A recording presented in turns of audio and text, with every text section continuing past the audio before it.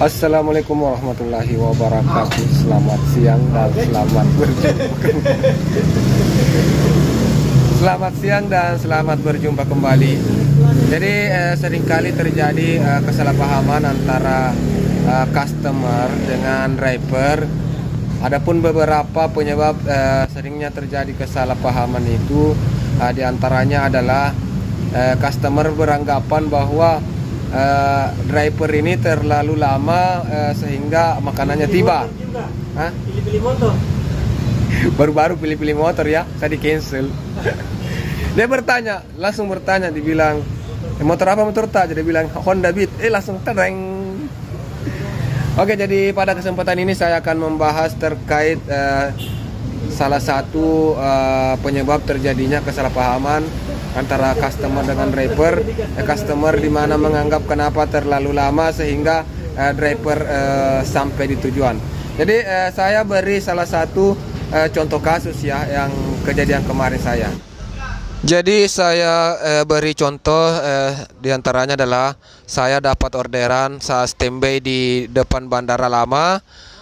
Terus saya dapat orderan di mana ya? Saya dapat orderan di sini yang ada gambar resto itu. Tapi kalau yang ada di Maps itu tempat putarnya dekat dari resto Bunda ya. Tapi yang seharusnya kamu lihat sendiri, posisi motor saya itu dekat dari terowongan ya, apalagi underpass, dekat dari underpass terowongan, karena kita harus mutar dulu ke sana. Mungkin menurut dari customer menganggap kita tidak mesti mutar sampai ke sana, padahal kita harus mutar. Karena yang di dekat Resto Bunda itu memang ada tempat putar balik di situ, tapi tidak selamanya dibuka di situ.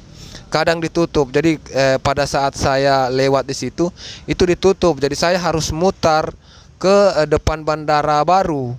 Jadi dari Bandara Lama saya harus mutar ke depan Bandara Baru ya. Itu informasi yang ingin saya sampaikan. Itu salah satu bahwa kenapa kita bisa terlambat, karena tidak selamanya rute yang dipilih oleh Gojek itu benar ya Mbak ya, Bapak Ibu. Belum tentu rute yang dipilih oleh Gojek itu benar. Kadang kita harus lewat jalur yang tidak terdaftar di Gojek ini, seperti yang terjadi ini.